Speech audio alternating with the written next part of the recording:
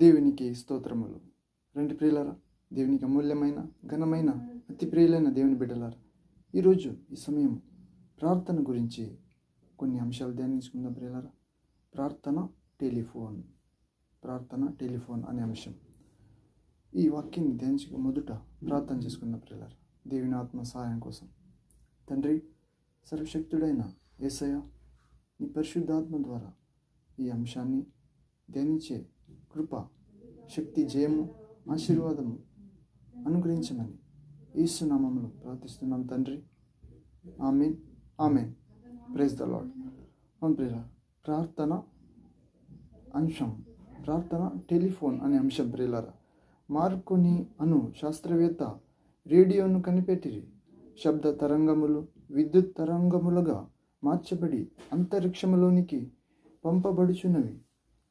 ఆ విద్యుత్ తరంగములు 1 సెకండులో ప్రపంచమును 7 సార్లు తిరిగి వచ్చు శక్తి గలవి.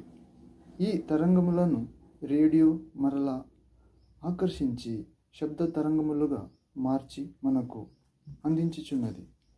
ప్రార్థనయు ఇటువంటిదే. భూమి నుండి బయలుదేరు మానవుని విజ్ఞాపన పరలోకమును రెప్పపాటున చేర్చున్నది. మామూలు విద్యుత్ తరంగములు 1 సెకండులో 7 సార్లు ప్రపంచమును తిరిగి వచ్చిన ఎడల ప్రార్థన తరంగములు ఇంకా ఎంతో వేగముగా పయనించుతుంది ప్రియులారా.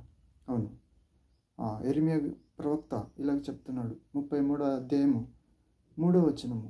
నాకు మొర్ర పెట్టుము, నేను నీకు ఉత్తరమిచ్చేదను. నీవు గ్రహింపలేని గొప్ప సంగతులను, గూఢమైన సంగతులను నీకు తెలియజేతును.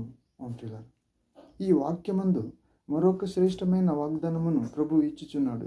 ఏమంటే ఇది ప్రసారము చేయబడు రేడియో కాదు కానీ వ్యక్తిగతముగా ఇద్దరు మాట్లాడుకొనుచున్న టెలిఫోన్ సదుపాయము. ఒకరు మాట్లాడుటని రేడియో ద్వారా వినగలము, తిరిగి రెండవ వ్యక్తి మాట్లాడట్లేదు. కానీ టెలిఫోన్ ద్వారా ఇద్దరు ఒకరితో ఒకరు మాట్లాడుకొనవచ్చును. కారణము, 2 టెలిఫోన్లు ఒక విద్యుత్ తీగ కలుపుచున్నది. ఆ ప్రకారమే పరలోకమును మనలను ఏకము చేయు విద్యుత్ తీగ అను పరిశుద్ధాత్మ దేవుడు శక్తి మనకున్నారు.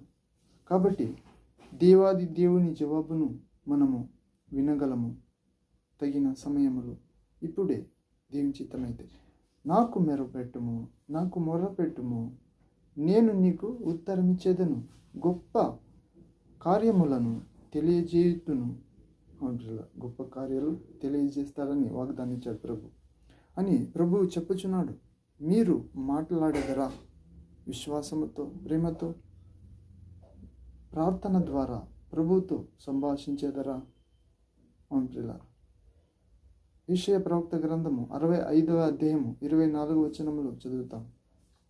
Prophet Isaiah chapter 65 verse 24. వారు వేడుకొనక మునుపే నేను ఉత్తరమిచ్చేదను, వారు మనవి చేయచుండగా.